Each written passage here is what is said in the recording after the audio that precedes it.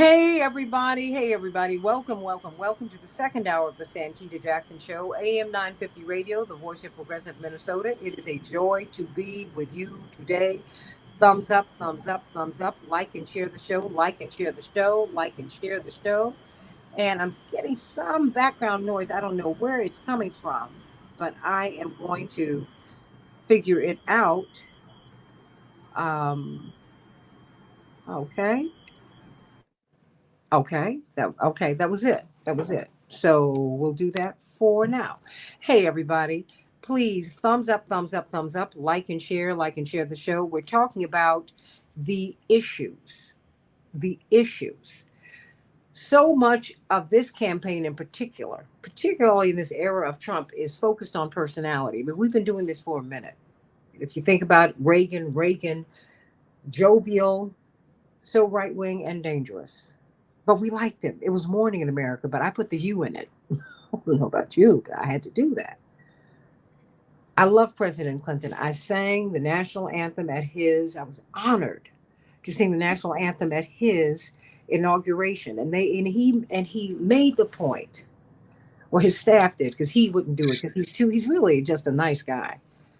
Whatever my policy disagreements with him have been, and they have been many, one thing that I will give him credit for is that even when you disagree with him, he does not put you out. He never shuts the door on you, right?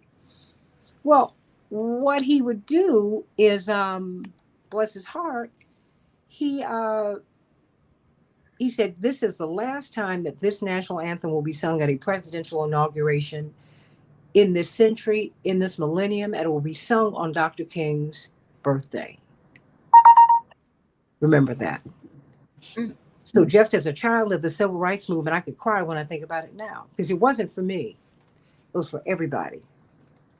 It was for Miss Mahalia. It was for the tone deaf sister in the back of the church. And you know who she is, Minister Gatewood. It was for everybody. It was for all of us. And I'm grateful for the opportunity. But he did help to hasten the deindustrialization of America through NAFTA. He did execute a man to make a point during the primary season, a man who had the functional mind of a child, of a child. He did that, Mr. Rector. He did that. He did gut welfare. He did that. But because we liked him, we even called him the first black president, Minister Gatewood, Teal Hardeman, Representative Reynolds, Representative Myers from Wisconsin, Representative Reynolds from Texas, Dr. LaShawn Latrice. I mean, I ain't mad at nobody. I'm just saying we have to really start thinking about how we approach politics. Let me just say this again. On this platform, I make space for everybody as long as you come in respect and love. Because there is not too much, you can't even put a handle on it. There's censorship in America, and I'm not going to participate in it. If you want to come onto a platform and be heard and you want to be respectful, not a problem. You got this here. If you're going to be disrespectful, and I agree with you, you can't be here. I'm not going to have anyone disrespected. I'm going to be what I say I want others to be. Okay? And some people, I understand the people from uncommitted, who say, hey, I can't move on this. Because my grandmama's over there, my grandfather's over there, or they were, because they were all killed. All my cousins. I'm alone in the world now. You got to understand that. And me as a child of Jim Crow, I was born in a colored women's hospital, everybody, in Greensboro, North Carolina. I can't forget that. My parents were Negroes when I was born. No. So whenever I see suffering anywhere in the world, I am going to pay attention to it and I'm going to champion that. Yeah. So we are going to open up this platform and let people speak. And we're going to be respectful to each other, even as we engage. And even if we disagree, we're going to hug it out at the end, because that is how we're going to make it. My father often said that we came over here in different ships, but we're in the same boat now. Believe it or not, we're one American family. I told my brother when he went to work in England, I said, one thing, you're going to see several things. He said, what is that? I said, well, first of all, you're going to get over there and you're going to see what an American you are. I said, no, you're going to catch an American walking a mile away. Because America, I said, number one, you're in a monarchy. We don't play that. As much as London is one of my favorite cities on earth, I said, no, you're going to see that you are a real American. You're going to see that. He said, do you know people come up to me, call me one day, and he was just walking down the street and gave me a collect call from England at that time. Yikes. But I took it because it was my baby brother. He said, you'll never guess what happened. Somebody just stopped me, and they stopped me because they said, I know you're an American, white family from the deep South. And do you know London? Can you help me to get so and so? I'm so glad to see a friendly face. They might not even speak to us in the United States. To everybody, let's talk about some policy here. The economy is driving this election. People don't have enough to eat. People can't get their children educated. If you want to go to the University of Chicago, it's going to cost you $100,000 a year. Who can do that? And don't knock all the international students who come here. Don't do that. Enough. I'm just saying, I want Americans to be able to afford to go there. How about that? What about police reform? More people have been killed since George Floyd. More people, I mean, police killings are up. Who's going to speak to that poverty? We haven't seen the poverty that we're seeing now since the war on poverty was launched almost 60 years ago. It's not a dirty word, it's a real state of being poor, being ignored, being disrespected. Yeah, talking down to black men ain't gonna work because if she loses this election, it will not be black people's fault because the number one voting bloc the Democrats have are black women and number two, black men. More than three-quarters of black men support her. No. Why is it that her numbers don't equal that in the white community? Have that conversation.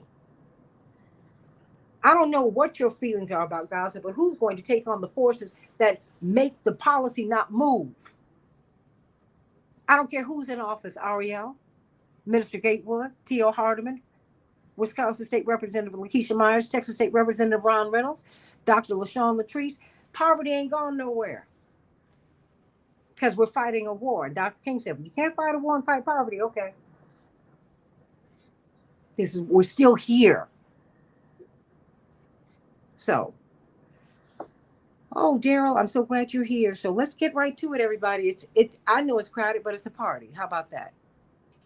I mean, a real party. We're not going to talk about anyone else's parties. This is the kind of party I have that children can come to. Hello and be safe. I said it. Yeah, I did. And I'll add more to it before I take anything away. So, what are you seeing?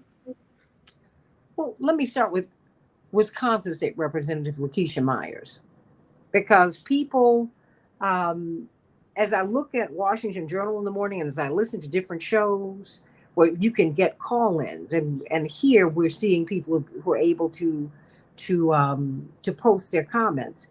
People are feeling unheard. Wisconsin State Representative Lakeisha Myers. What are you hearing? Because when someone has a pleasing personality, they can say a lot.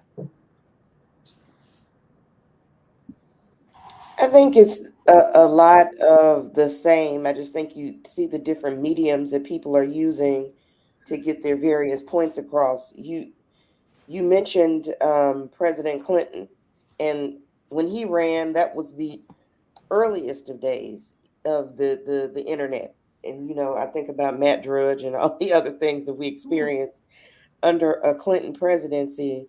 But I think you still had elements of hurt that were happening, just as you mentioned them today. So I think there are just more issues, or many more people having the ability to elevate multiple issues at the same time. I mean, this is a classic example of having to walk and chew gum at the same time. You have to deal with domestic policy, you have to deal with foreign policy as a person that's running for president. And I think you see that. But again, I always say that policy is made, a lot of times changes in policy are made by people on the street, not by people who are in elective office. I think I was listening to Tavis Smiley yesterday, and he talked about the fact that I think it was President Roosevelt. I'm gonna say it was Roosevelt. I may be wrong, but had met with A. Philip Randolph at the time. It was Roosevelt. Okay, and A. Philip Randolph gave him a list of like 10 things that he wanted done at this point in time. And he said, well, Mr. President, we need this, and this. And then at the end of that conversation, Roosevelt looks at Randolph and says, I appreciate your list. Now go out and make me do it. And We're wait, in the go out and make me do it piece right now. well, hold So I on, think, and well, hold on, because just to add further context to what you're saying, Black people didn't want to participate in the Second World War effort, right. and Roosevelt and the power structure were very concerned because they knew that they could not win the war effort without us. So they were threatening a march on Washington then. That's Mhm. what prompted the meeting. And Right. and he had leverage Right. that he was willing to use. That's why I mean because many, Absolutely. Yes. you know the story, but many people do not. Right. Right. So I think we're in that season of make me do it. And the conversation they were having on Tavish yesterday was, why can't you just do it if you know it's right to do it? And I laughed and said to the radio, not talking to Tavish, saying, you know why? Because people will do the bare minimum. And we know that every day. I work with politicians every day. Ron knows this as well. We work with people every day who do the bare minimum. They are not going to be Ron and I, on a daily basis to do over and above what the call of duty is. So I think that's what you're getting now, even at the level of a presidential candidate. You walk a tightrope of having to deal with the policy that preceded you, and when you represent the country, you have to walk the straight line, if you will, and then you are able to kind of do some of your own things. But I think public pressure is what people need in order for them to change policy. Especially when you look at issues like Gaza. That was the same issue with Vietnam. Public pressure made the policy change. Vietnam wouldn't have ended. It probably would have still been going on by the time I was born, had public pressure not been what it was, Mhm. in the 70s for it to stop. So I think when you look at that, we can't be naive to the fact that we have to put pressure on people to do the right thing. And I think you see that when it comes to all of the different issues that you've mentioned, and that were probably discussed during the first hour. So I think we're just in that season of being the voice and making it happen. Of course, that starts with voting, and protecting those rights. So you're fighting on all fronts when it comes to that. But I think you have to be, strategic in the fact that you got to make the ask, and then you have to follow it up with demonstration. Hmm. Well, let me hear from you, Minister Curtis Gatewood. You are in North Carolina, and people are trying to figure out how to vote, given the disaster that you all are still dealing with. They've given no aerial goals. No one's talking about Hurricane Helene, but 1,000 plus people have been missing. I'm like, really? And they've got to figure out how to vote with no ID, no place to live. Well, I mean, the economy, people are saying that's an issue, but I'm sure it might be a little bit different for you. I mean, you might have some more immediate needs in North Carolina right now, but you tell me, because we're looking at the personalities of the candidates. What do you need them to address? Okay, wait a minute. Let me do this for you. All Okay. right, Minister Yes. Curtis Gatewood. Yes. Yes. First, I want to speak to the elephant in the room as we talk about the issues that we face uniquely in North Carolina. Of course, being Hurricane Helene, which of course we still have probably hundreds of people missing. Over 200 people are probably dead in the area of Western North Carolina. As you said, voting already was going to be a challenge because of the voter suppression efforts that are going on throughout the country. So you got to add now to that people who may not even know where their home is, their ID. That's the least thing on their mind. Vote whether you have your driver's license. You're just glad to have your life. Mhm. So there's going to be some issues that will continue And actually, the answers are not coming in as quickly as we would hope. But I do want to speak to the elephant in the room regarding Donald Trump. I want to say this because I don't hear it enough on national media. First of all, why wasn't his eligibility challenged? Why is he on the ballot? I think really Trump should be in prison, and that would eliminate some of this confusion because there's such an inconsistency as it pertains to the judicial system and the laws. People claim they want to be tough on crime. Well, if you want to be tough on crime, then you have a person who's running for the highest office in the country, who's been with 34 convictions, felony convictions, impeached twice in the same office. So if this would not call for the ineligibility to run for the highest office, and even with that, this person is running neck and neck with a person who has, in fact, you know, prosecuted. And not only is a citizen who might want to consider a law-abiding citizen, but actually in the area. Now, I'm not saying this from a Democratic perspective. Don't get me wrong. I'm not saying this. I'm not a hardcore Democrat. I'm for justice. So my point is, as we look at what Donald Trump has done, even when we talk about the hurricane and things like that, and FEMA and resources that were taken from FEMA under his administration, we have a major problem here. And the problem looked to me as if about 50% of the American population is core racist. And so any fool can get out here to prove racism and almost have about 47% of the vote without even having any policies, without even having any sense. And so we are facing a very problematic view of white privilege and white supremacy at work. And so therefore, we're going to be left out in the storm. We're left out here. Donald Trump is talking about immunity for police across the board. He's talking about, first of all, in 2019, Trump was the first president in the last 3 decades to reactivate the federal death penalty.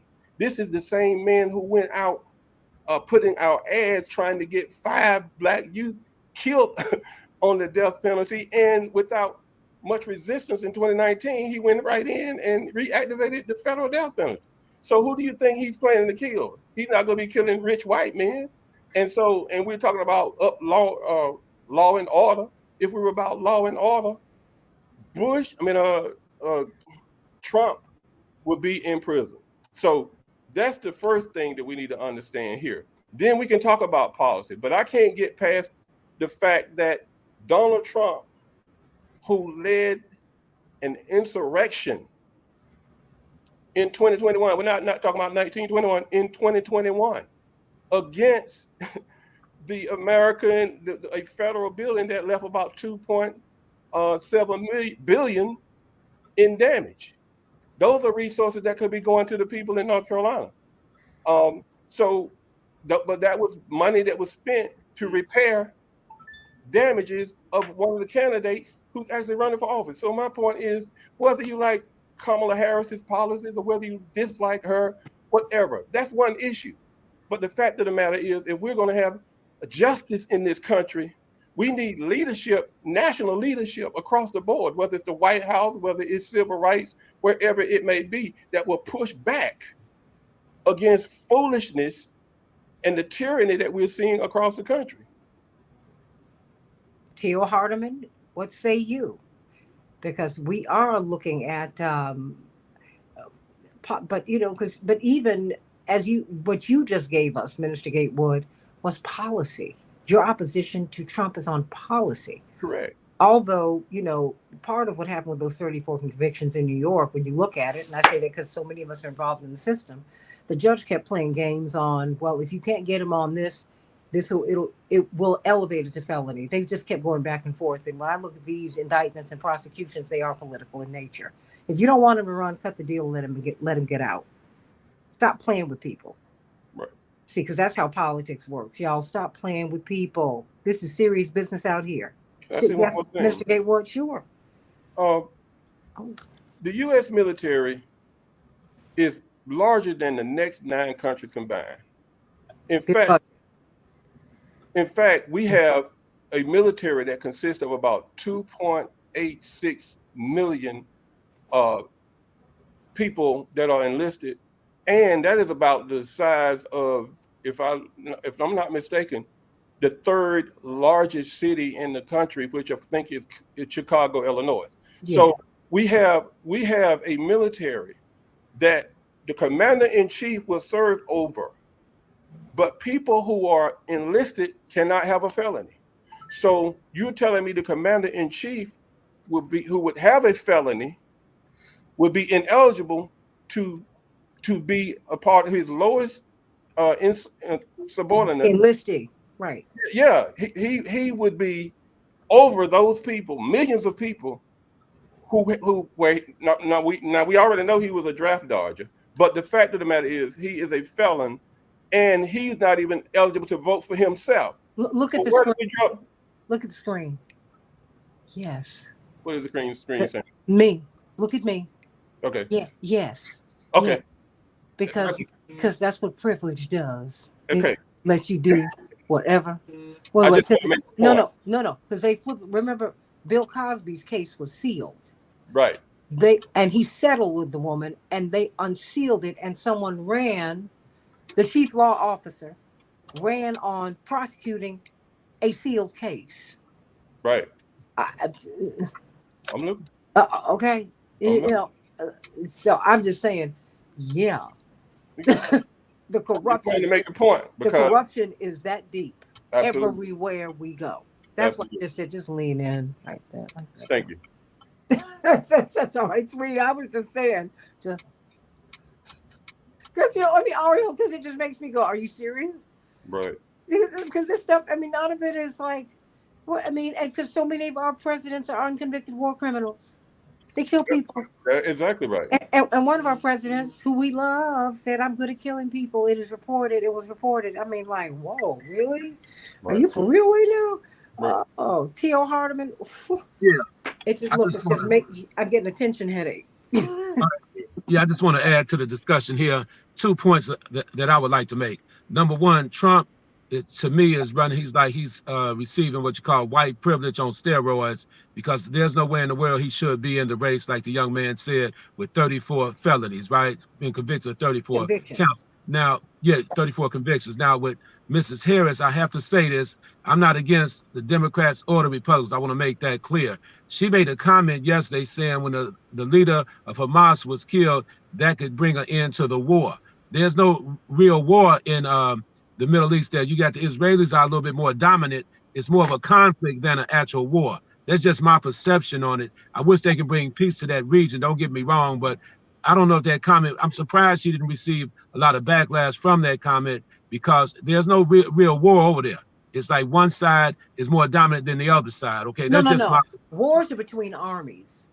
That's what I'm talking about. Let's see, because I'm just trying to move this ball down the field for you. Okay. Because you're right.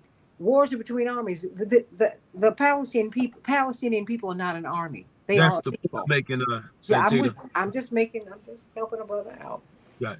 And so, okay, now the elephant in the room with Ms. Harris as well is this here. What I'm hearing from a lot of people, her husband, a lot of times some people feel that our husband being of Jewish descent, just let me put it out there, that she's not going to take a strong stance against what's happening over in the Middle East. That's like something resonating in the background with some people. Now, African-American men are seen as an afterthought, and that's not right. So a lot of people feel, I'm talking, we coming down to the issues right now. Yeah. The African-American male vote, we're talking about the conflict in the Middle East and the economy. Now, Trump, the perception is that Trump did a better job with the economy when he was the president because of all the, those loans that he put out there and all that kind of information that was, during the COVID crisis and everything there. And then another thing is that some people feel that Trump would be a better leader when it comes to bringing about world peace and stopping some of the conflicts like in the Ukraine and over in the Middle East. Trump talks that tough John Wayne type of talk, right? So that's just my, input today as it relates to what's going on, because we're getting right down to the final stretch. And these are the issues that are more prominent right now. The state of Michigan with the Arab vote there, the Arab vote may not go with Ms. Harris for whatever reason, Mrs. Harris. So we just have to look at these issues and in a more detailed way right now. That's what people are doing. And what I'm getting tired of is a lot of times when it comes to the Democratic Party, they continue to take the black vote for granted, even though we're still loyal to the Democratic Party. I mean, in big numbers, but we've been taken for granted because if you look at the conditions in our community, you can see that they're taking us for granted. Seriously, when you start talking about the economy, all the money that went to the migrants, for example, I have African-American women out here, African-American people in general, and poor white people and some poor Hispanic people that are legal. They're struggling each and every day trying to pay their bills. And you have people out there getting rental assistance, $9,000 in Chicago, $9,000 for 6 months to pay their rent in advance. You know, they're getting support with furniture, food support, and you have people here that are living on the streets. That's not right. Period. But you know what? But let me say this. You know what? But you know what's very interesting? We crashed their economies, though. Don't be fooled. We think Venezuela's oil, that it is our oil up underneath their feet. I got you. No. Wait, my brother. You don't have 3 million people leave home unless something is very wrong. America, see, this is where imperialism becomes a problem. And we came over here on an imperialist project. A colonial project, that's all this was. They had us build the country that they didn't know what to do with. It's the same thing. And so I'm saying we're making a false choice here. Yeah, we owe these people. Number one, we need to get out of their country and let them have their country back and cut out. Grown folks deal with them if we want to buy their oil from them. I've gone to so many of these countries with T.O., with Reverend down through the years. Yeah. And these CEOs, because what we don't realize is that you might have a country that's way underdeveloped, right? But you walk into the American headquarters of a big corporation, it's like being in the United States. You go to any embassy all over the world. Ariel, I'm getting an amen from you. You go to any American embassy all over the world. I don't care what's going on outside the embassy. You can drink the water. Because they set everything up so that Americans who go overseas, they don't miss a beat. What we've done in Venezuela, we've planned coup after coup after coup to try and take their resources from them. We tried to take out President Chavez. Tried. Some people say we did. And it happens over and over and over again. We need to get clear on the game. That's why I keep bringing to y'all the tent program for refugees. More than 400 corporations are looking for cheap workers. That's why they're here. That's why they've been given this money. And is it right? Look, I don't think anyone should starve. That having been said, I'm tired of us begging for reparations to be restored. We need to be fighting that fight and asking, so wait a minute, what y'all doing over in Venezuela that's pushing these people out of their countries? That's what's happening to them. That's what's happening to the Haitians. Santita, poor black people living in the United States, they don't have time to even think about what's happening. But no, wait, but honey, we came here on we came over here on an wait a minute, it's my people too. That's right. We came over here on an international policy. That's the policy we got brought here on. And if we are not clear on it, wait a minute. Almost 500 years later, because we got here in the 1530s with the Spaniards in this European colonial project. We're the first ones who need to be clear on this, T.O. Yeah, I hear you. But we struggling. We are struggling, and I'm in the struggle. I spent my whole life in it. All of it. We need the resources, Santita. We need resources in the African American community and some of the poor white communities, once again, and some of the Hispanic communities for the legal. All of them. Wherever there is poverty, they need resources. What Donald Trump is right at, he said himself that he's supporting people coming over here doing through the legal process. That's what Trump talks about, the legal process. I support people coming over here through the legal process myself. But it appears now that the Democrats are supporting illegal immigration here in the United States for whatever reason. No, they've been brought here legally. That's the big lie. Yeah, the Haitian community they're just not citizens. They've been brought here legally. They have been. Okay. They have not been brought here morally, because we have destroyed their country. And Trump lied. Trump lied on legal immigrants from Haiti, black immigrants. He's All of out them. there lying on legal immigrants, creating terror, tyranny against innocent black people and their children right now. These are legal immigrants. All these people are, because they've been brought here to work, Tio, and no one talks about the Ukrainians. More than 38,000 were brought in very short order to Chicago. Yeah, I'm No familiar. one We talk. talked about that. Yeah, Yeah. no. I'm gonna keep on saying it because everybody keeps ignoring it. Okay. The Ukrainians were brought here, and they've been fast-tracked to citizenship. They were given more money than we've given to the Venezuelans, to the little brown people. Fast-tracked them to citizenship, home ownership, school, and they got the jobs. And because they got vocational training, they are all over the trades. No one's talking about that. We're talking about some people in flip-flops with single moms who we see outside of CVS and Walgreens begging you for some money, begging you for something to eat. But no one says anything about the Ukrainians who live in little Ukraine and all over Chicago and all over the country. They've been brought here and fast-tracked, I repeat, to citizenship.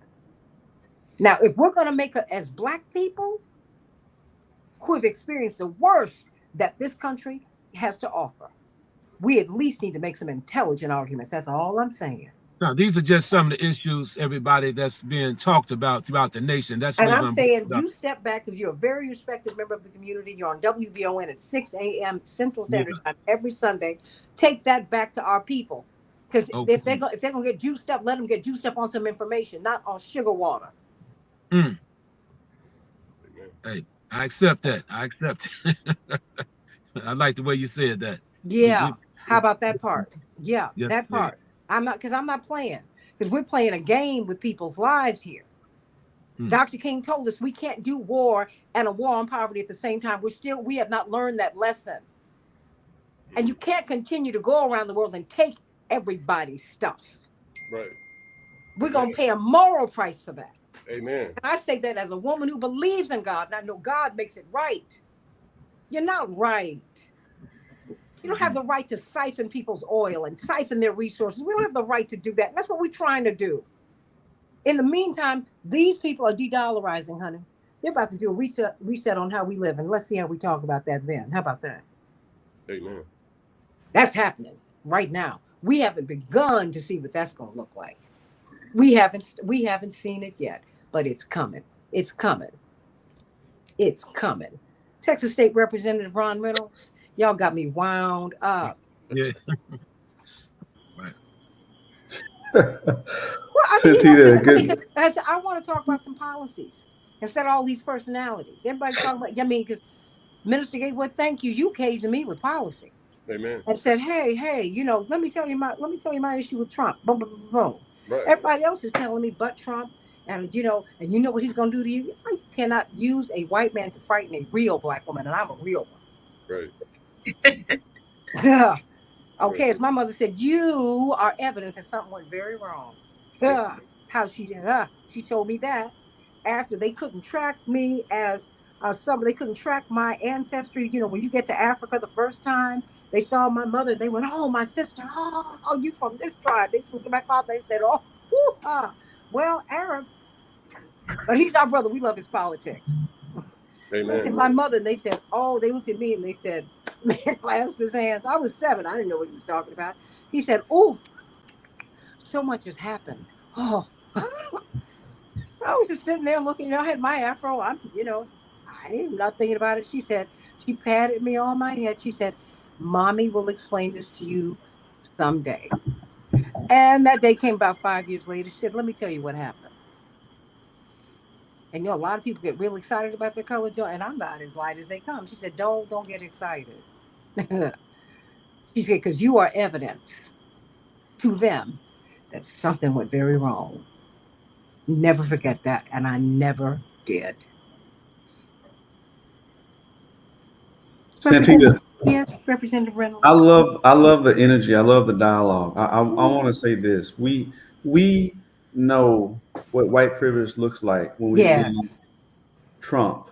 This is white privilege in action. For any of those who believe that we've reached a level where we're living Dr. King's dream. No, no, no, we haven't. Where people are judged by the content of their character, not the color of their skin. We know we haven't reached that promised land yet, because there's no way on God's green earth in 2024, if the roles were reversed and it was Kamala Harris, or if you went back and it was Barack Obama that had led an insurrection, there's no way that they wouldn't be under a jail cell. There's no reason to believe that if a person of color had led an insurrection, that they would not be convicted. Right. Okay, and so that's the reality of it. But I do believe it is important that we focus on the policy instead of the personality. The policy is what is going to impact our lives, and so I don't want us to get lost on the policies that the two people who, or one of them is going to be the next president of these United States of America for the next 4 years. And not only that, it's not just about the president, but we've seen the impact of the Supreme Court. And the Supreme Court, the United States Supreme Court, has an enormous impact on so many things that we have come to love, but they have taken us backwards when it comes to voting rights, women's reproductive rights. I'm afraid and very concerned that they are going to end, um, uh, uh, when it comes to MWBE, Minority Women's Business Enterprise programs. I'm afraid that they're going to strip that. They already stripped affirmative action last year in college admissions. No one thought that was going to happen. So the Supreme Court, if we don't see how important that is, then you need to wake up. They granted presidents basically king status in immunity for official acts. So yes, this election is so critical. And that is why I can't take my eyes off of Project 2025. I can't take my eyes off of what a second term of Trump would look like. And that is why I don't care about her goofy laugh. I don't care about the false notion of her locking up brothers when she was a district attorney in San Francisco. She was doing her job. I care about what are the policies that she's going to put forth, and the policies that she said she's going to put forth will help people of color, women, minorities, and not hurt. On the other side of it, there are policies that will be adverse. You're going to see more disparities in our criminal justice system.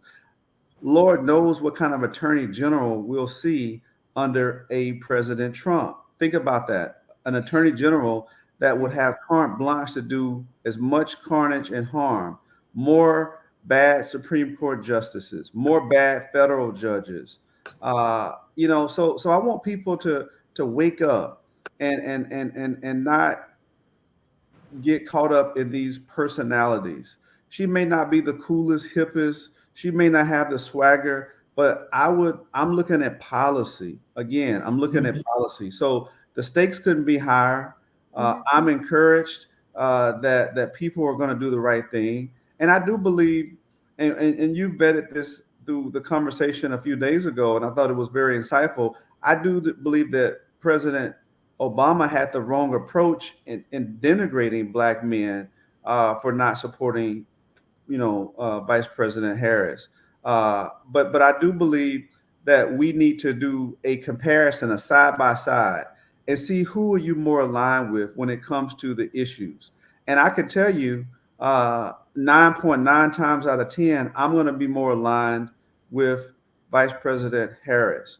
And so the stakes are high. It is time for us to make the right decision. But then the final thing is, let's not just get caught up in the president. That is so important. I'm looking, Representative Myers down ballot at the state reps and the state senators who are going to be so pivotal in these states that are doing so much damage. Project 2025 has already been rolled out in Texas, in Florida, in other states. So we know what it looks like. We saw the end of diversity, equity, and inclusion. And wait a minute, it's being rolled out now. It's being rolled out under a Democratic administration, and they've been rolling it out since the late 60s. That's It right. is now on steroids, y'all. And that is that. And that's my only point.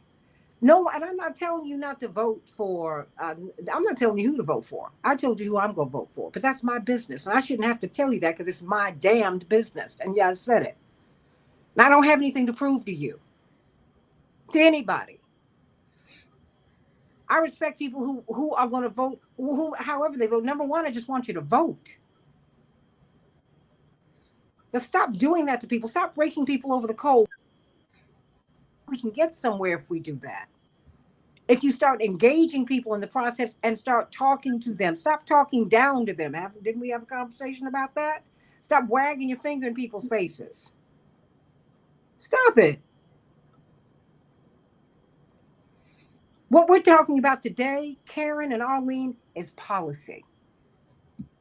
Because that is what people want to talk about. Or should I say that's what they need to talk about? I'm so tired of hearing about President Trump's well, I just don't like him. And his ego. Everybody who's running for president, who's running for office has an ego. Are you crazy? Who else gets up out of bed thinking they can represent somebody? You see something that you think your neighbors don't see, and you want to get in there and fix it.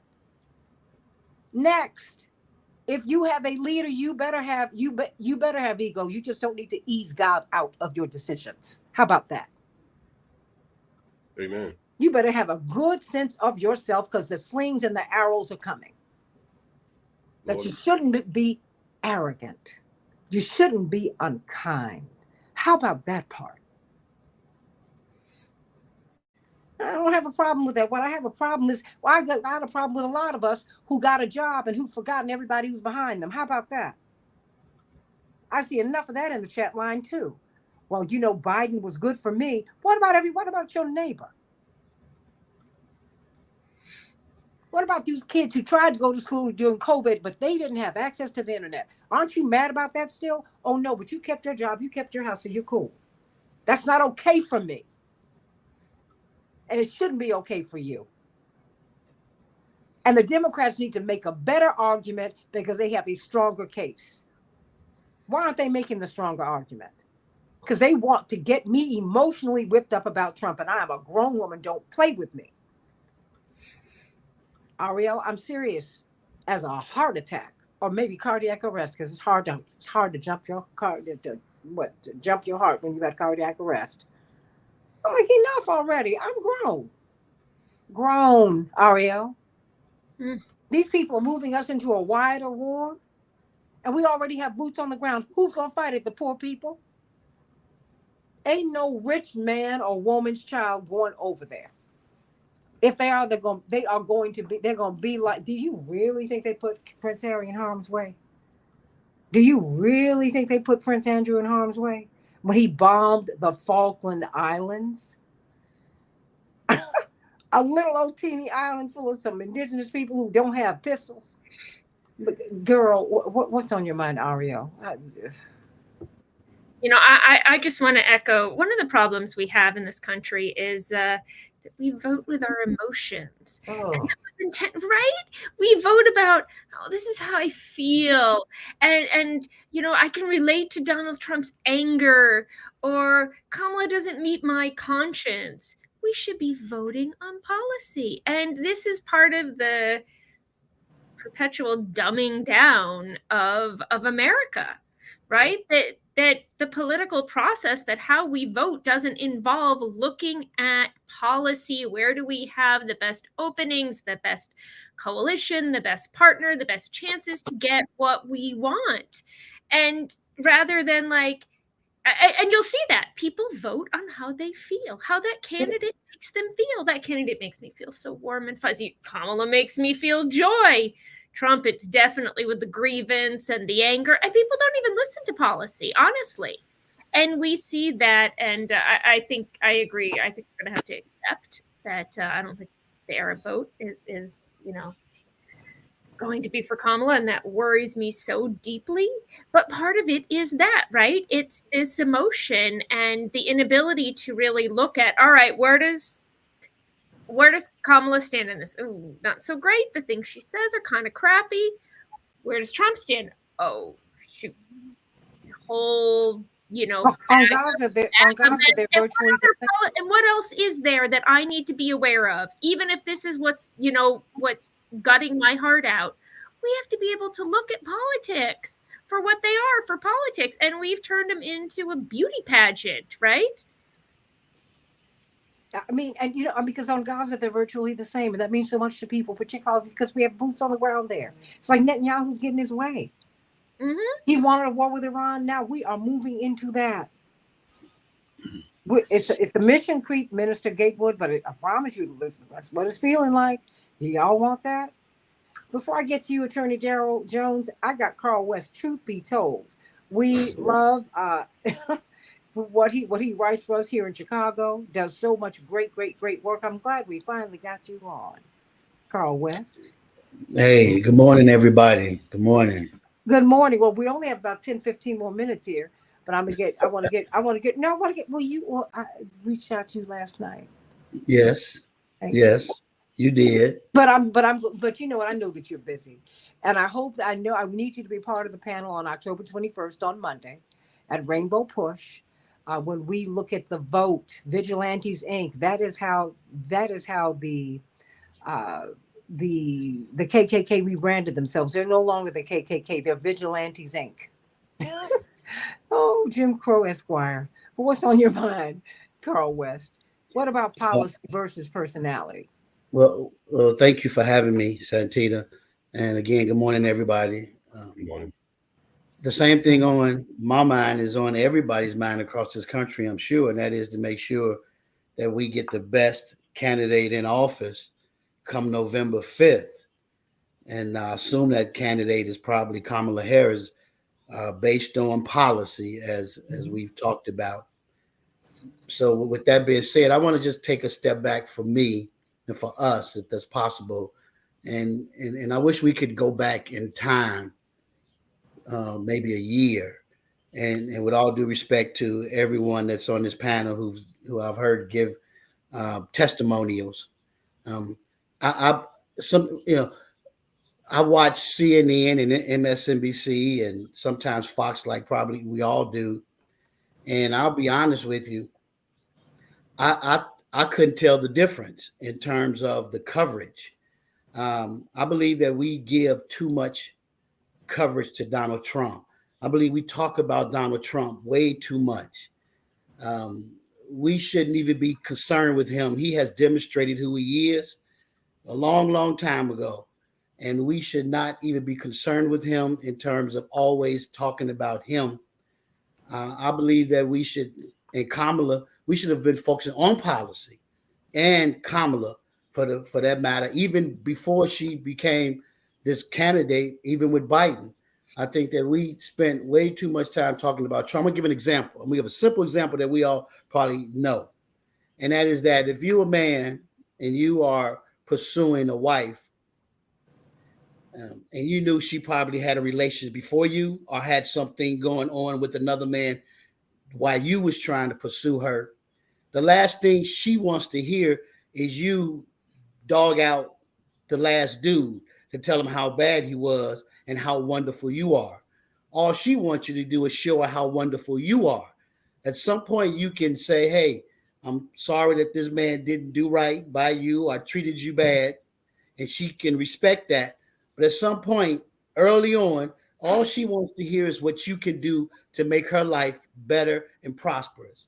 I think that we should have asked that of Biden, and we should have been asked that of Kamala long, long time ago to tell us how you will make our lives better and not focus on always the rhetoric about who Trump is, because at this point, we just repetitive. Everybody's repeating themselves about how horrible Trump is, and we've known that since he was the first president, and we know it now even more so. So we don't have to continue to put him. I mean, if you listen to Fox, they don't even, they never talked about any of the opponents that much. They talk about Trump. They highlight him and who he is and whatever he is. And I think that we should do that. And so now let me go to this black man thing real quick, because that's a topic of discussion. And we have to always remember that black men, for instance, are segmented. We also segmented from lower class, poor, middle class, upper middle class, rich, wealthy, whatever that looks like. So let's think about the ones who I know who are saying that I'm going to go for Trump. They're probably in the lower class, poor class of men. And these are men who probably have records, been convicted, or have trouble with the law.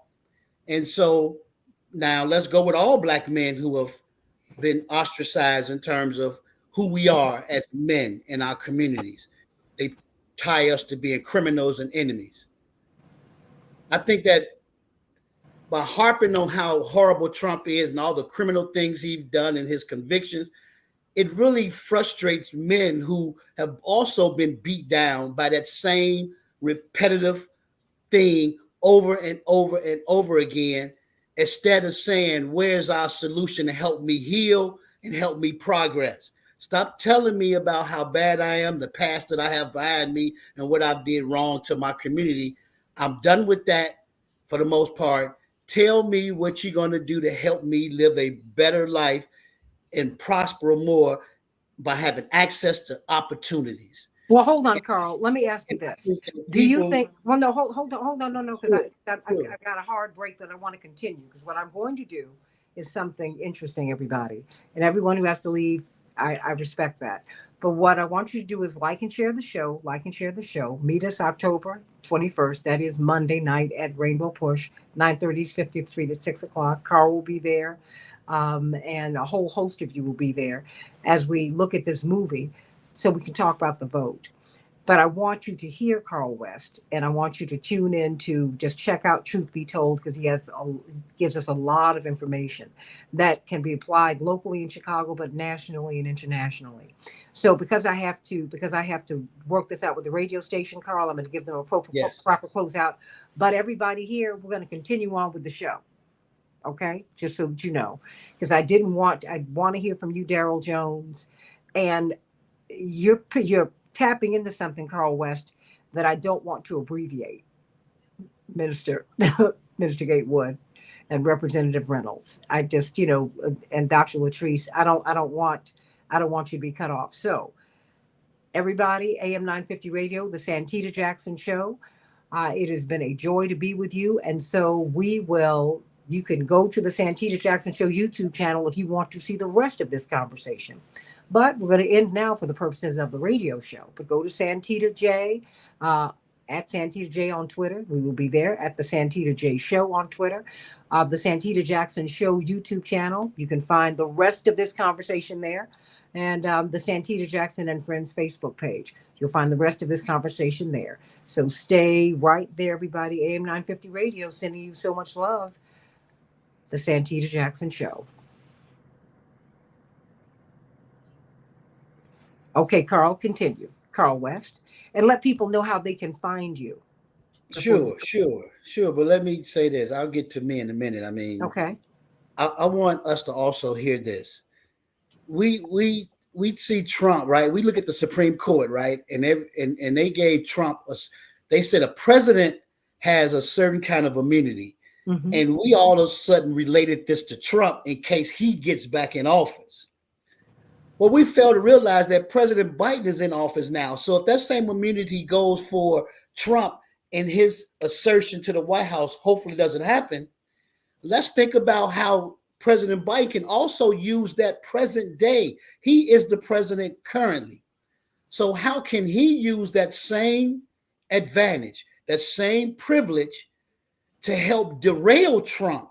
Because if we say that Trump is so horrible and he's going to destroy this country if he gets in, I believe it's up to the current federal government, our current government, to stop him at all measures, to use every measure to stop him.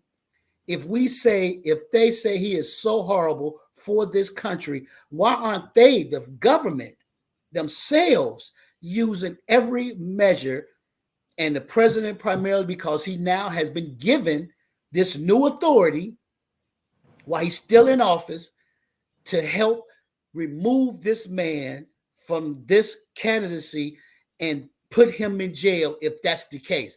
We can't do it. We don't have that.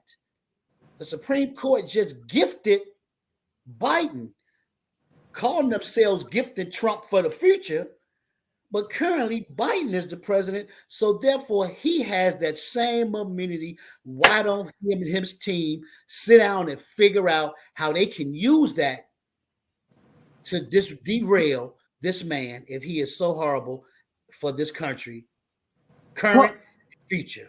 Carl, I mean, because it seems to me that they were really gifting, they were giving cover to all previous presidents, right? You know, Sure. because this is what presidents do. You know, and we're so caught up again in the personality and personage of Trump, who we're told to hate every day, State Representative Reynolds, instead of dealing with the fact that our presidents do things that if we found out what they did and why they did them, we'd be devastated. That was what was so devastating about what we thought Watergate was. But now, as you do the deeper dive on Watergate, you find out that it wasn't what you thought it was. He was put out by the deep state, and it's a little deeper than what we were told Minister Gatewood. It's a lot deeper. Um, and our presidents, many of them can't go around the world, Carl West, to a point, because they're guilty of war crimes. We just don't get convicted by the ICC, the highest court of the United Nations. But heaven knows we could be. Can you say Iraq? Anybody? 1 million people. I can. All I want to see is that our current president utilize this gift that he's been given. We related it to Trump. Oh well, because they're Republican led Supreme Court. So we figured this was a gift to Trump to excuse his past crimes, but also to excuse the future crimes that he will do if he gets fortunate enough to be in office, which you think he will not. I don't think he will at all.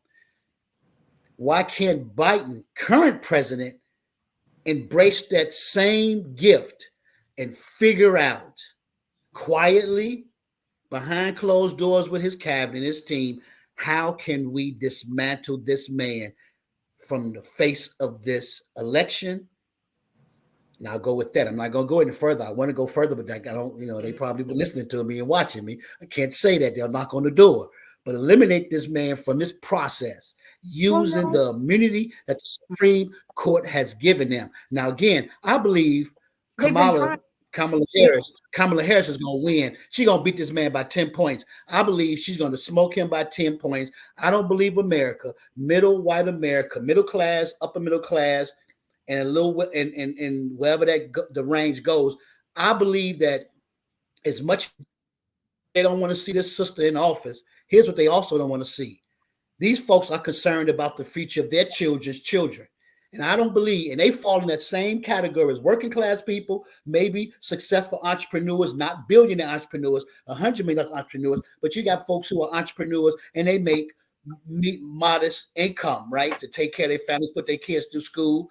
I believe that part of white America, as much as they don't want to deal with a sister, they also don't want a man that they know is a lunatic that will destroy this country and hurt the future of their children's children. I believe when they walk in that polls, they're going to make a rational decision about the future of their children's children, and they will not vote for this man. I believe Kamala is going to win by 10 points, and we will be in good shape for the duration of whatever, 4 years, 8 years. But then, but then again, once Kamala get there, she has to bring policies to help heal and reimagine and reignite the Black community who has been devastated over. We all know that story. So, but I believe she's going to win 10 points and not even a question. Well, do you think that you should ask her about policies now, or do you think you should wait and? No, they asking her now. No. I'm just responding to your point about what Black people need, and because she's not been supportive of reparations, and and she's taken some criticism from Black people for the things that she's refusing to do, right? I'm saying to you, in the game of politics, even beyond Vice President Harris, when do you have a requirement of people? Is it before the election or after? Because I'm sure after that they've gotten their vote, they don't even have to take a meeting with you. I don't think she wouldn't operate in that spirit.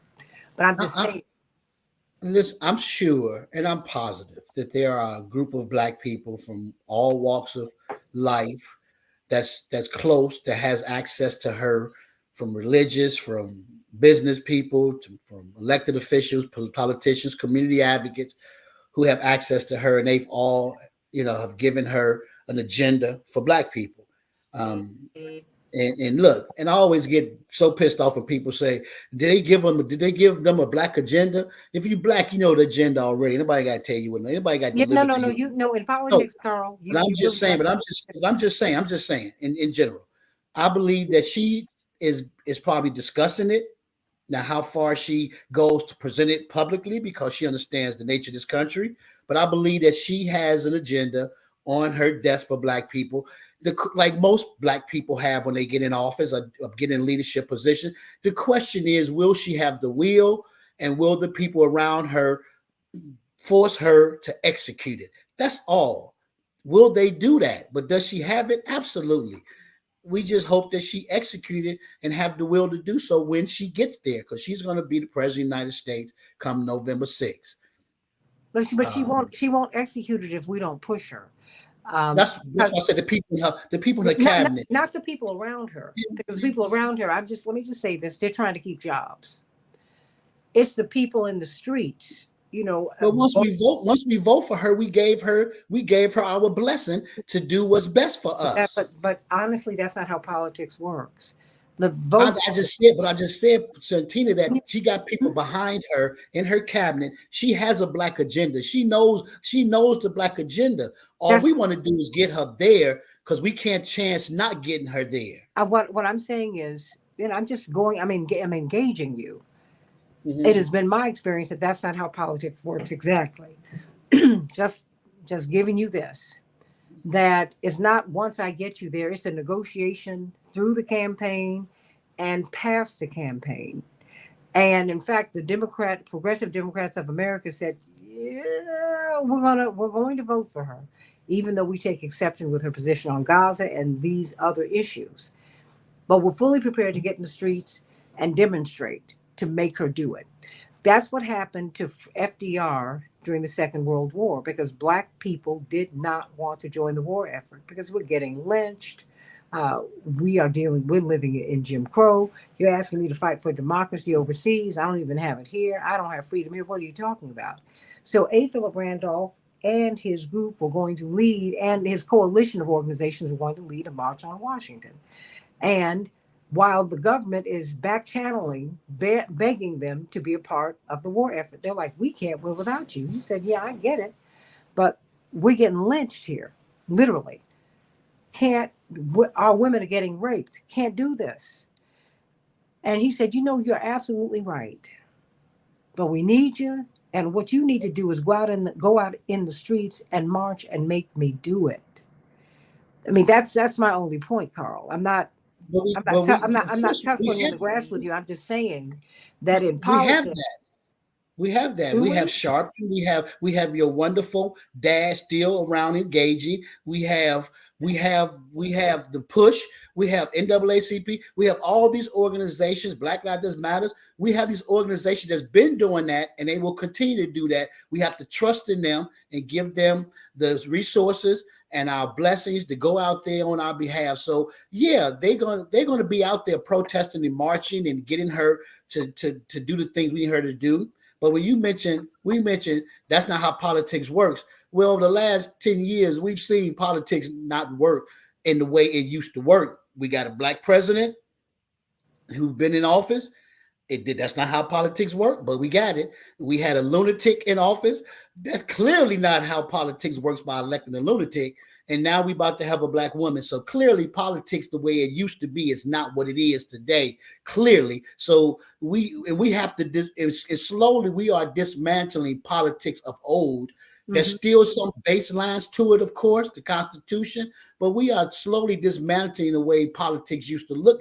And the last 10 years show us that with Obama, this lunatic, and now Kamala Harris getting ready to be elected, and we have to follow how those changes have been enacted and continue to push for those changes, because there's going to soon be a Hispanic president in the next 10 years, possibly. So the way it used to be, it still exists in some regards in terms of laws, but the way it's enacted has changed dramatically. Sure. And we watching that today play out. But pressure still works. What didn't happen with Obama was that we were told to stand down by their White House, and we listened, which was a mistake. We never should have stood down. We never, ever. That's what happened with him. Politics did work because it got him in. Because when he needed our votes, when he was behind in 2012, he came and made another appeal. It just, what we did not do was pressure him the way we have pressured other people in the past. Whenever we pressure people, we get what we need. We pressured LBJ. We pressured Kennedy. When we don't pressure. And Lyndon B. Johnson. Oh, please, come on in. Yeah, but can I just say this? I might have to go in a minute, but I do want to say there's a couple of things that we can do. Like I said, I heard you saying how politics work. I think one of the failures as it pertains to the Barack Obama legacy is that Black folk got him elected, but during the midterm elections, the people let hate come out to vote and hope stayed home. And when you allow that, then that allowed the emergence of the Tea Party and all these obstructionists. And so you have to understand that once a Black person or whatever type of person is elected, the Black folk or whomever oppressed people are trying to support, that same movement has to go out and make sure that that person elected will be able to carry out policy. And you cannot do that by just being the president by yourself. And so I think the failure came I don't think it's so much on Barack Obama. I think it was more on our unwillingness or inability to get out and make sure that midterm election had people that could support. Because I haven't seen anybody drinking tea or the Tea Party since Barack Obama. And they had meetings where they said they met with top media figures, top Black leaders, not Reverend, because he was barred from the White House. Maybe I just say they are not as conspicuous. Well, no, and they said that they wanted us to be quiet, as they were during the Obama years. Yeah, they wanted us to stand down. Yeah, but I'm just saying those were KKK members who actually organized the same way that Donald Trump is organizing KKK, skinheads, Proud Boys, and all these other domestic terrorists right now. So I'm just saying, domestic terrorists, racists, these people are the hate that are coming out to vote.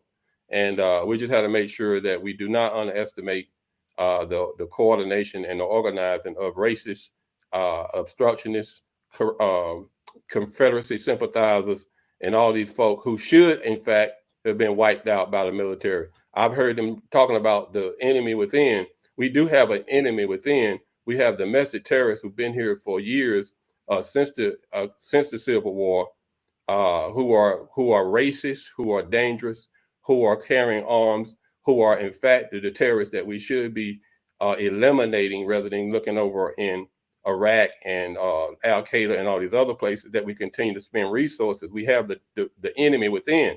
Trump is right about there's an enemy within, but he is the leader of the enemy within.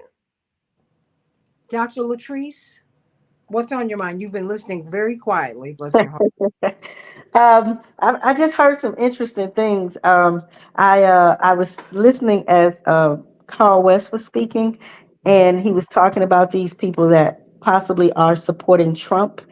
And I think he alluded to they might be some people who have records and things like that. But I beg to differ. I talked to quite a few people who are very educated who don't want to support Harris because of the lack of policy discussion, the lack of authenticity, and the lack of just being transparent. They feel like right now, even though everybody frowns on who Trump really is, Trump is who he is in front and in open and in behind the scenes. So they feel like he's more authentic because he doesn't change. I think that's a disadvantage of Kamala because people don't necessarily know who she is. She was silent when she first stepped into the role of the candidacy for president. And then when she did start talking, she never talked about things that were real. And now we're just a couple of weeks before the election. And now there's this push to go around and galvanize people in the Black community, and people feel like that afterthought thing is tired and old. And then just to Santita's point, we don't want to hold people accountable once they're in office. We want to feel like we can trust them prior to, because in the past it hasn't worked for us to wait until they get in office just based on who they are. Um, I don't want to say that I believe the Democratic Party has done everything that they've done. I think that they've done major disservices to the Black and brown community. But I think that a lot of people don't realize that when you think about an election of this magnitude, that it is politics at its finest, because they're playing a game. And a lot of times it just appears that most of these things are correlating with one another and not against each other. So I just don't see them making a concerted effort to make sure everyone is included in this process. I feel like this whole notion of talking about convicted felons and Trump being this and that, we already know they're going to let him get away with whatever he's getting away with. It has worked all these years. He literally has never left the spotlight from when he was president in the last term when he was. But at the same time, why aren't the advisors for Kamala telling her you need to zero in on real policy issues? Nobody's going to sit back and just give their vote away when they feel like they're not sure whether they can trust you or the other person. They're independent candidates. People are not in favor of it, but why not use that as a way to get people's attention? See, that's what I'm thinking about. All these people who are falling out of the election. I talk to many people who feel like their vote doesn't even matter. So they don't even know if they want to even go to the polls just based on what they're seeing. But they need to erase this political rhetoric. And I don't know if it's much he can do in the next 2 weeks to get this many people's attention. It's a lot going on the ground.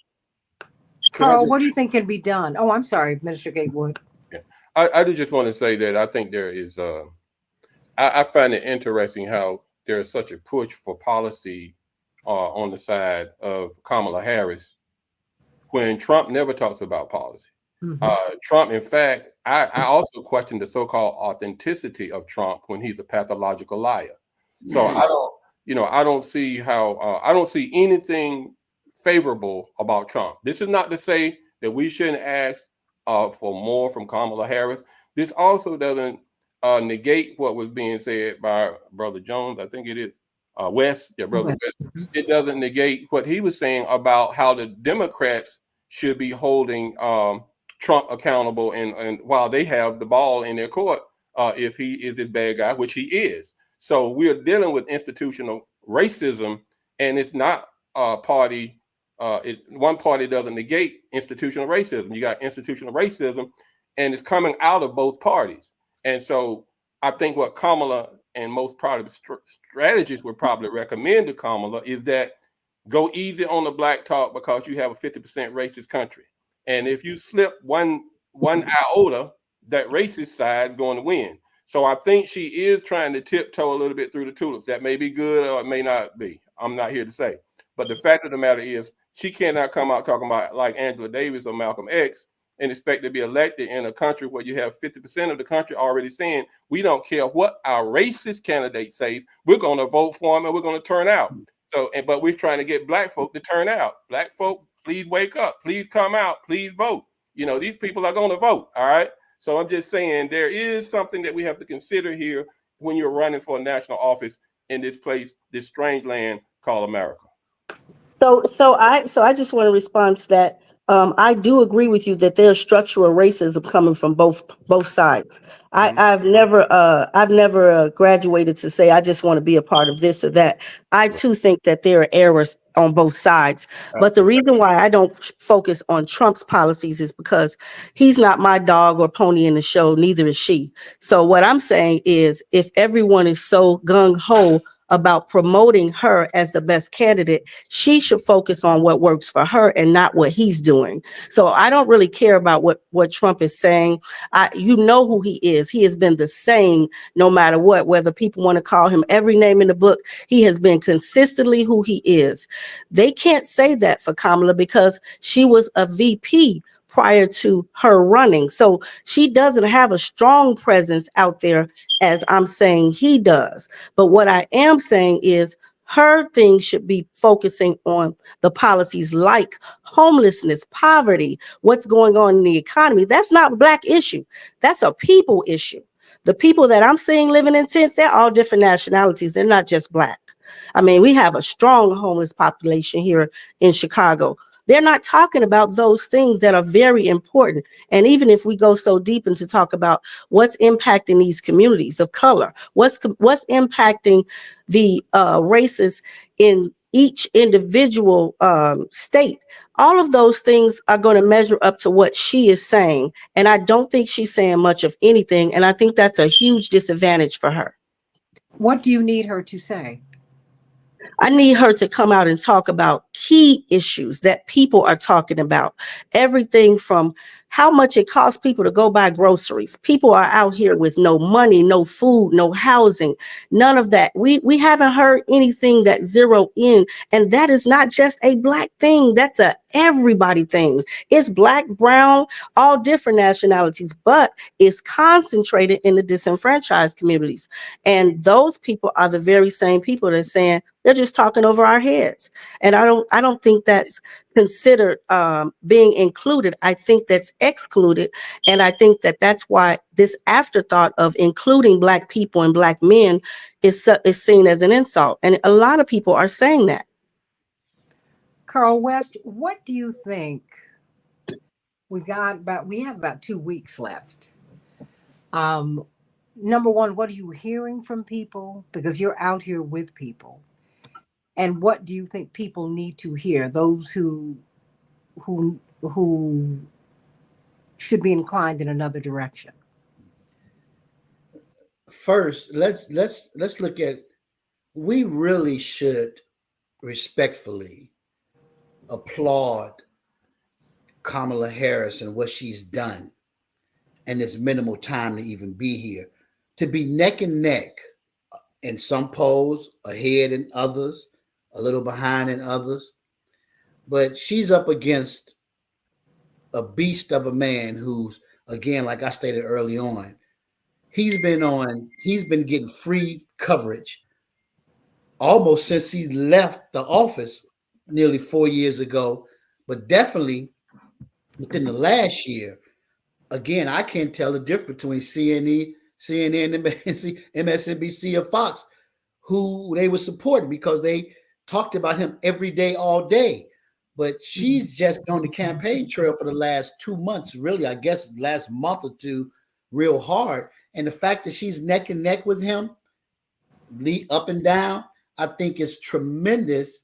One, and it also shows you how much people don't like Trump, which is why I think that she's going to win. She's going to win. The fact that she even neck and neck with him, and she came in literally yesterday, if just to be exaggerating, to this position. So I think she has to just continue to push policy, continue to be her authentic self, whatever that is. I don't know who she is. I don't know what she's like behind closed doors. I don't know if what she is in front of us. Is she's wearing the mask? Is she a different person than what she is behind closed doors? I don't know. I only know what I see. Keep on pushing policy. That's all we need to see, right? That's yeah. I mean, because everybody's got a. I guess my only point is everybody's got a public face. Everybody's got a private self. Well, we want to know that public face is authentic and is real and is truthful. We know we all wear a mask in some regards, but your mask don't mean that you become someone different when you take it off. We want to know that what we see is what she's going to deliver to us through her promises and her commitments. We know every president can't do everything they promise and committed to. No elected official has ever done that. And so we understand that now. We educated enough to know that. We just want her to give us some feel-good moments, because it is, the young lady mentioned earlier about emotions. Politics is an emotional sport as well. It's a contact sport. It's an intellectual sport, mental sport, but it's also an emotional sport. And we have to accept that for what it is. We voted for Barack on our emotions, period. Nothing more, no less. And I thought that wasn't smart. You know, and It, I only say that. it was smart. It was smart to get him in office, but it wasn't smart to no, to help us on the back end. No. what I'm saying is that's one of the things I think we should have learned from that. But that is not how you do politics. We were played there. It's always been that way, though, But no. Emotions have always helped No. I men. didn't say. That's not what I'm saying, Carl. Just listen to me, honey. I'm not saying that. I'm saying that when you see that something didn't work out the way you wanted it to, you learn the lessons from it. And what we should learn from that is this is not the way politics works. Let me say this. When Reverend first ran for president in 1983, we had no idea what we didn't know about power, Carl. We were barely out of slavery 100 years. And it's only but even when the Voting Rights Act and the Civil Rights Act, my father said there's so much that we didn't know. We were having to play catch up.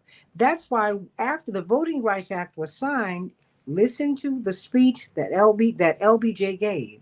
He said, now you have your rights because it's taken 95 years to fulfill the 15th Amendment. He said, now Negro leaders, he turned to Dr. King and Whitney Young and James Farmer and Roy Wilkins and all these people and Dorothy Height. They were all standing there with him. Clarence Mitchell and his wife, attorney Juanita Jackson Mitchell, all these folks and so many others. He said, now you must go home and make your people citizens. Because he was clear that we were not clear. We didn't know what this stuff was about. And all I'm saying is there's still so much that we're finding out about power. So I'm trying to share with you stuff that one of the things that our father used to do for us, first time I went to that I can kind of remember going to an editorial board meeting, I was about 3 or 4, Carl West. My feet were like on the edge of the seat. They didn't even hang over the seat. And I remember my father introducing me. You know, I brought my baby with me today because she's gonna be with the daddy today. This is daughter dad. This is daddy daughter day. That's what he used to call them when I was growing up. So I'm just sitting there. You know, it was fun. I was with my dad. It was great. And as we got a little older, maybe when I was about 6 or 7, he would say, "Now, when I go into the meeting, there's gonna be one black guy there. Now he's gonna come after Daddy. I don't want you to get upset, but that's his job, to come after me." We were brought in the room and we were taught to really learn this thing. And one of the things that I'm just trying to share, which does not negate anything that you've said, Carl, or you, Minister Gatewood, or you, Dr. Latrice, it's the way politics works, as I have learned it, as some of the old G's have tried to explain to us, is no, what you do is you get some guarantees up front. And we have got to start doing that. That's why today the discussion was about policy or personality, because I understand that, you know, what did Maya Angelou say? Dr. Angelou said, hey, people don't remember what you said. They remember how you made them feel. Casey Kasem used to say that too. And it's true. And that's important. But the fact is, you can't say that to the Israeli community. Before you get their support, these are my deliverables. And you're going to deliver. Because if you don't deliver, I'm going to make you pay. I'm not mad at anybody. And different and these women, white women, hey, reproductive rights. These are my deliverables. That's why people are crossing party lines to get that done. And I'm simply saying that Black people have to do that too, which does not mean that that doesn't undermine her candidacy. In fact, it strengthens it because she goes in with a mandate. You know, because it has been my experience that you can't say, well, you know what I want. I saw that meeting that they leaked from the Intercept, when the Black leadership met with Biden just after he won in 2020. Basically, he said, look, I did everything I was going to do for you. Now, y'all don't need to ask me for anything else. I mean, I gave you a Black woman vice president. I gave you this, I gave you that. And the tone of the meeting was like, yikes, ew. Yeah. Santina.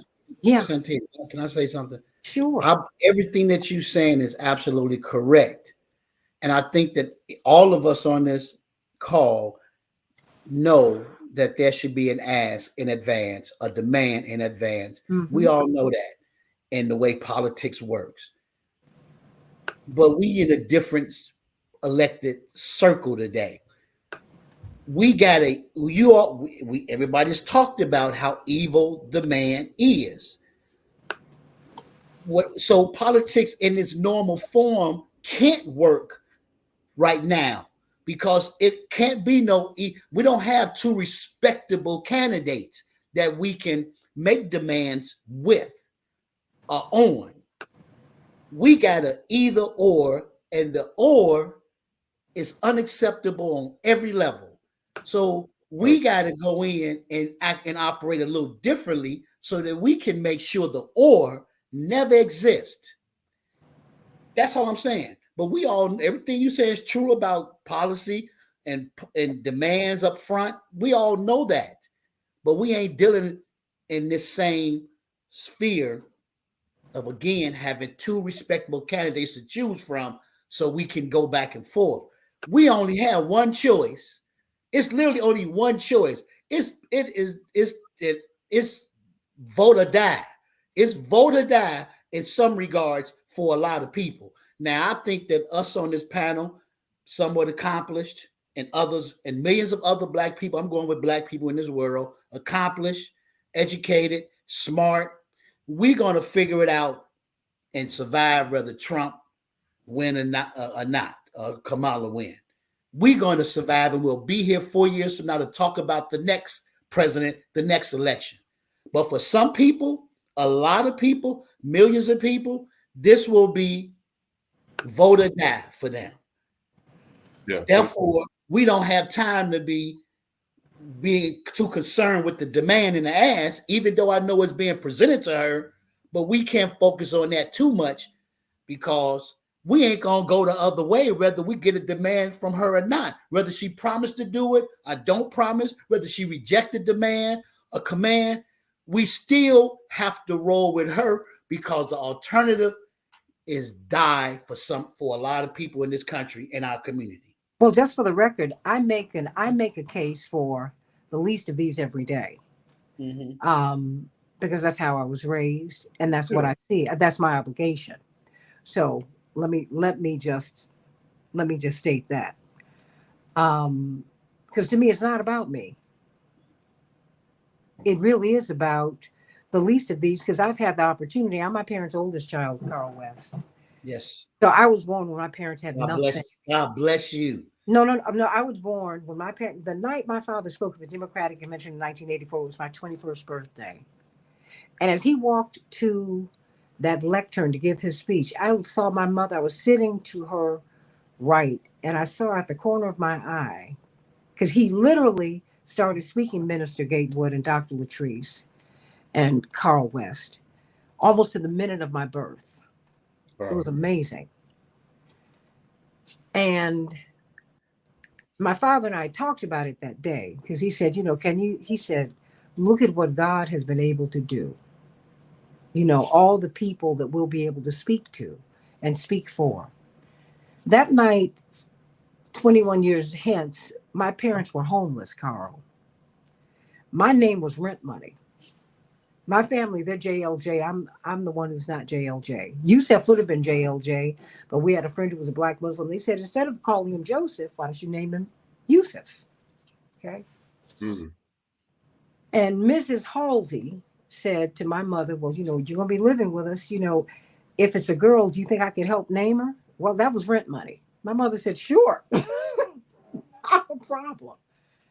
And when I was on my way to Whitney Young High School, which I had to test into because my father was so controversial that if people thought I'd gotten special dispensation, it would have been a big news story in Chicago, and we would have been run out of town on it. My mother said, I need you to finish at the top of your class, and I know that you can. Because if the bottom drops out, that is, if one of these assassinations takes, I need you to be able to pay for college. I might have to pay for the boys, but I shouldn't have to pay for you. So I didn't grow up in Jack and Jill. I grew up in a neighborhood full of people who were, and I ain't mad at anybody. I didn't grow up in Boulay. I didn't grow up in that. People see us that way now, I see. But that's not who we are. That's not who I am. Those are not my politics. And many of them are my dear, dear friends. As I go to Howard University's homecoming, my school this weekend, I love them. I'm getting my phone blowing up because my friends are like, "Where are you? We're we're here," and I'm with it. And so I'm just trying to share with you one of the things that I have learned. Desperate people don't make the best decisions. And we should, as long as I believe that there is not just a God, that there is one God who rules and super rules, I'm never going to be afraid. And I'm not going to be afraid to make my ask and to give my demand and to push you once you get there. Because I know who's pushing you, who else is pushing you. I know who's pulling you because I know that too. I know that the day my brothers won their congressional seats, the people who did not support them called them congressmen and needed them to do X, Y, and Z for them. That's just the nature of the game. I know that happened to Brandon Johnson. Yeah, when he became mayor, it became a different deal. So I got to push him in another way because everybody's pulling him. And that's my only point, and I'm going to hold to that, and I certainly respect your point. I was about to call you Dr. West. Oh, Carl West. It was a Freudian slip. But I think that as we're doing this, because there is still so much discontent. I do have a PhD. Okay, well then, you should put that out there. In street, I call it a PhD in street knowledge. Well, guess what? I went to West University. But guess what? I'm respecting and loving that. I ain't mad. I mean, because you better understand. But Minister Gatewood, you about to jump out your seat. Yeah, because I do want to make one. I said I was going to go an hour ago, but I didn't go. So let me go. I knew Carl would get you. I knew. Yeah, y'all just. I'm telling you, I can't leave you. I love you. Thank you for your presence. Yeah, I tell you, I cannot go. Oh, but now he's in North Carolina. Carl West, go to work for real. But you should be talking to him because they've been trying to assist our people in North Carolina. There are about 1,000 of them missing, Carl. Yeah. Wow. I mean, they went right past Hurricane Helene. They are living with that which is horrific down there. Absolutely. I think Dr. Willie Wilson up there this weekend, isn't he? I don't know, but I want to connect you to Minister Gatewood so he can tell you the story. Okay. Sure. And there's a lot we can talk about. And Dr. What is that, Dr. Latrice? Am I looking at one? Okay. Yes, and the community psychologist. And that's for real. Let me just say this on my way. I just want to try to get like a few little solutions that I see, that I think, number one, I agree with Brother West that we don't really have a choice in this particular election. And with that being said, I think we do need to, at the same time, hold people accountable. And I think when I say hold accountable, I think a lot of times in this particular society, it looks as if we've forgotten about the Constitution, especially the part that protects Black folks and their rights. Like for the Fifth Amendment and the 14th Amendment, of course, equal protection under the laws. Because with this computer technology and all this online and social media stuff, it's easy for people to be convicted out here in the public eye without going through due process. And if that continues, who that's going to impact the most. It's going to be us. So there needs to be really more attention paid to constitutionality. And with that being said, across the board, not just Kamala Harris's election, but in our civil rights organizations and other organizations, whether it be churches or so on and so forth, there has to be more accountability of who we're having as our leaders. Because if we do not, you're going to have Kamala Harris there and all the things that Sister Jackson is talking about, the accountability and making sure we're holding people accountable to what is the best interest of Black folk or people over in Gaza, the Palestinian folk. All that's going to be lost.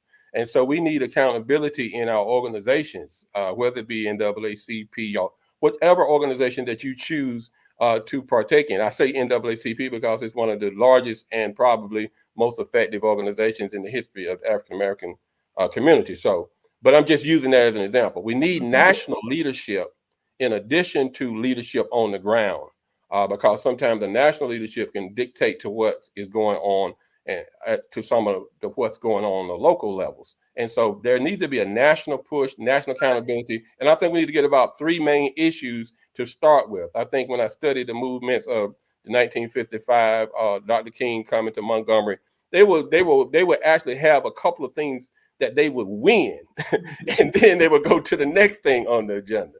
And so I think we just need to go after whether it's reparations, just go down the list. Just stay on it. Stay on it. Don't let up on it. Don't let the media distract you. Don't let anybody distract you. Just keep hitting it. Just keep hitting it. And then we win it. And then because these other folks don't let up. And maybe just before you go, right. Maybe we need to not conflate leadership with elective office. Right. Because right.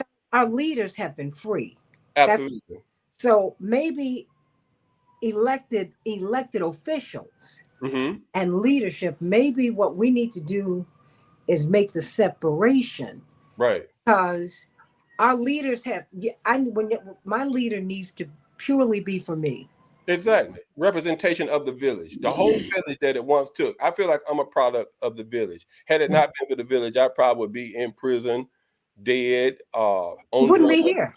It takes a village. Right. So the village has unfortunately been obliterated and tore up from the floor up. So I think if we in our various communities start organizing and not really, we have to be concerned about the national elections, but we do have elections on the ground. We do have churches. We do have organizations, fraternities, sororities. And my thing used to be organizing, and we could organize these, build these coalitions.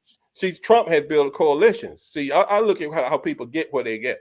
Trump has built coalitions. Unfortunately, he built them with racist and dangerous organizations. That's why he is dangerous, because he has built coalitions with these Proud Boys and these different organizations. On our side, we need to be building coalitions with people who want reparations, building coalitions with people who need housing. We need to really be building coalitions and then making the demands regardless of who's elected, and we need to do this every time. And again, keeping the Constitution, laws, demanding that people like Trump be arrested because of the fact he is an endangerment. When you have people inciting violence toward Haitian, those are our family members. As far as I'm concerned, these people can't even go to school, and so we have to hold people accountable and use the Constitution as a guide, but at the same time use our Bible scriptures, put them into action, and then and we bring it all together and start focusing on real activism again. Bingo. Minister Curtis Gatewood. I haven't heard from Dr. LaShawn Latrice. And well, you know what? I'm going to let the lady close us out. Okay. Carl West, how can we get in touch with you? No. I want you to give a closing statement, Carl. Dr. Carl West from the School of Westology. First of all, I'm not mad at you because you have been working with people. You understand people. And I don't think we should ever understate or underestimate or undervalue or devalue the work. Congressman Danny Davis got to Congress relatively late in life, Carl West, as you recall. He's only getting paid for the work that he's been doing for free for decades. Right. So when the seat opened up, people said, yeah, no, you need to go on in he's just doing what he's been doing. So, so with someone like him, I make a distinction because he has been leading people. Now he is leading in Congress. But I also know that there are things that he can do that he can't do. But that's one of the things that I appreciate about you, Carl West, because you're always around and you're always with people. And I love you for it. And the reason why I proclaim my PhD in street knowledge is because I've sat at the feet for decades of some incredible people, your dad being one of them. And that's just like, to me, being in a school, in a class. Absolutely. Because these men would sit with me for hours at a time. They wouldn't let me leave. I wouldn't be here without the Bill Garst, without your dad, without the Henry English, the list goes on. Dr. Conrad Worrell, Tim Black. Thank you for I said these Reverend Willie Barrow, Mrs. Lucille Conway Loman. The people who allowed me to come in their office, in their space, and just say, Carl, sit down and shut up. I used to hang out at Isola's with those people and just sit. They say, Carl, sit in the corner and shut up. And I absorbed it all. Wait a minute, And and so, take notes.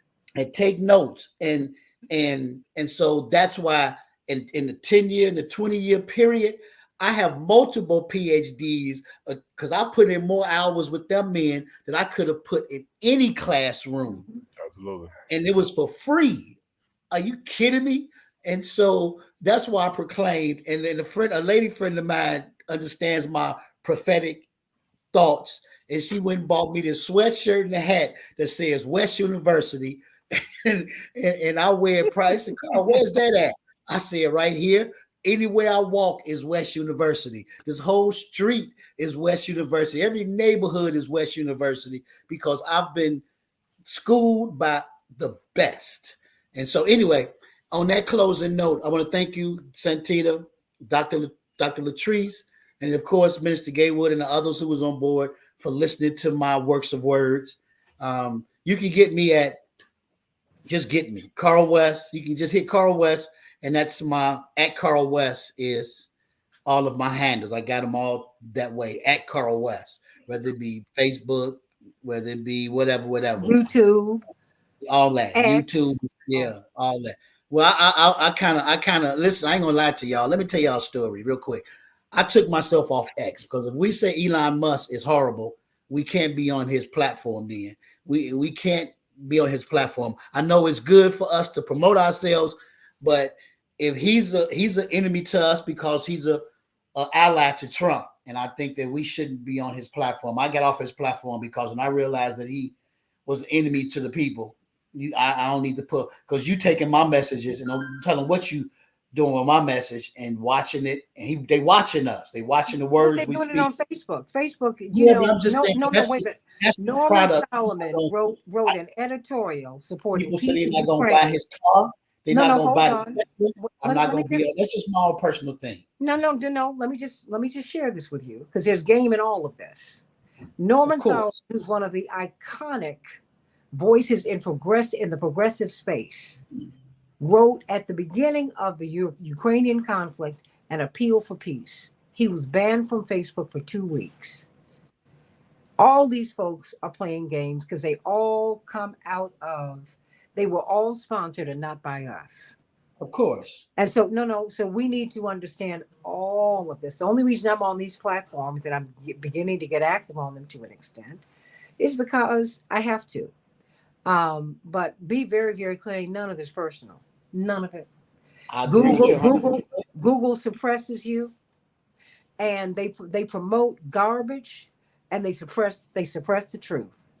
They promote anytime you got Taylor Swift, who's, I mean, I don't mind her, but she's not a Curtis Mayfield, she's not a Bob Dylan, she's not a Donny Hathaway, she's not a Marvin Gaye. Or Samuel Jackson. No, I mean, but she's not a troubadour of truth. That's not what she does. And so, so they give you, because these 100 million followers and whatnot, we found during the Obama time that was false. They load them onto you because this is the game. This is what this whole the puff thing is showing you the puff in it. Well, I agree with you, but when a man show you who he is as a man who's a free thinking man, I'll make a decision that if that man shows me who he is front and center, I'm going to make a decision not to ride out with him. No. But the others are exactly as you said, but this particular man showed me who he is. I'm going to make a decision to show him that I'm not going to get down with you. Everything else that you said is correct. I'm picking him. But honey, I'm respecting that. I just wanted, as the host of this show, it is my responsibility to say, you're right. That having been said, I want you to know how all of this is. I know it. No, you do, but a lot of people don't. Okay. A lot of people do not know how controlled this is. And I know this because I've lived under surveillance all my life. So I get it. Trust and believe. Yes. Okay, I trust and believe. I get it. FBI started a file on each one of my father's children when as children. So these people know you. So I get it. So I just have an obligation when I hear these things to share. Sure. Absolutely. I mean, it would be wrong of me, Carl, with all the things that I've seen, not to share. I met Robert Kennedy Jr. this summer. We were at the same event. I sang the national anthem at this event, and he came and spoke. And I'm going to be out in LA doing at this independent presidential forum that's going to be on C-SPAN and Scripps and all that next week. And I wanted to say hello to him, and I went over, and he had a huge phalanx of security, and I said, would you let him know Reverend Jesse Jackson's daughter is here? Because I had to give him that. And when he heard that, he turned around, he said, how are you? And I said, I'm doing fine. I said, and I just wanted to let you know we're praying for you. And I appreciate the work you've done. I mean, because as an environmental lawyer and in terms of body autonomy and working and talking about about medicines and things like that, he's been a champ. And I appreciate him. And I didn't like the way the Democratic Party treated him. Told him so. And I said, with all that your family has sacrificed, we owe you. And it's something that my mother said. And I'm not going to dispute this 80-year-old woman who's seen everything and who's carried through tears and pain a nation of people on her back. He said, but we owe you.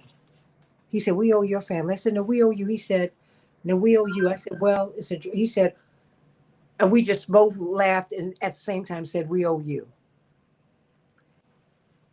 We've seen a lot. And I have an obligation with the things that I've heard my brother when Jonathan was running for Congress. He's kept saying, I've been in the room. I've been in the room. It wasn't bragging. None of us Carl, I didn't think I'd have my father past 39. So my senior year in high school was not an easy or fun time. Because every day I thought he was going to be killed. Then I read in the Parade magazine the top 10 targets of a global assassination plot.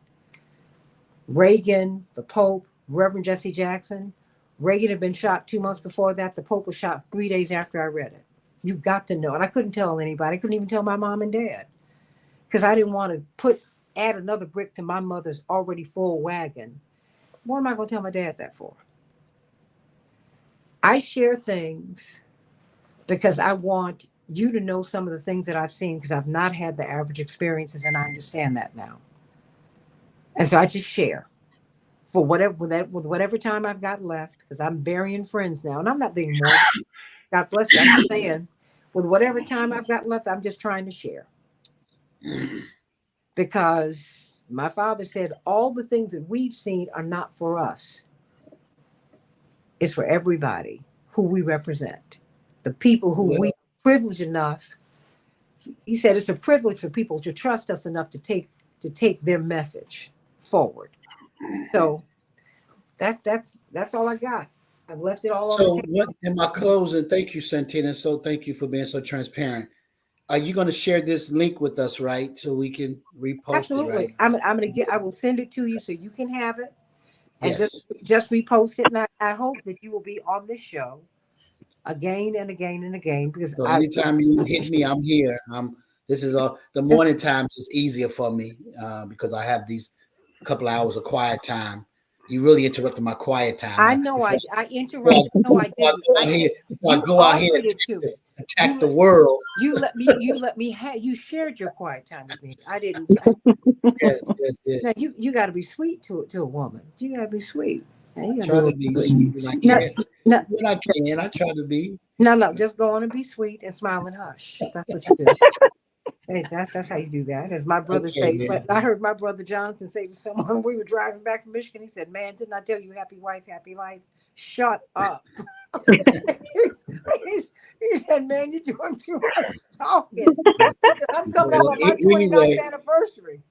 Everybody, be well. But if you don't mind, before we go, because I want to see you on Monday, and I'm going to send you that information so you can tell people about this. Please do. But I'm going to send you the link. But also, Dr. LaShawn Latrice, yes, lady, she gets the final say. Amen. Okay, lady.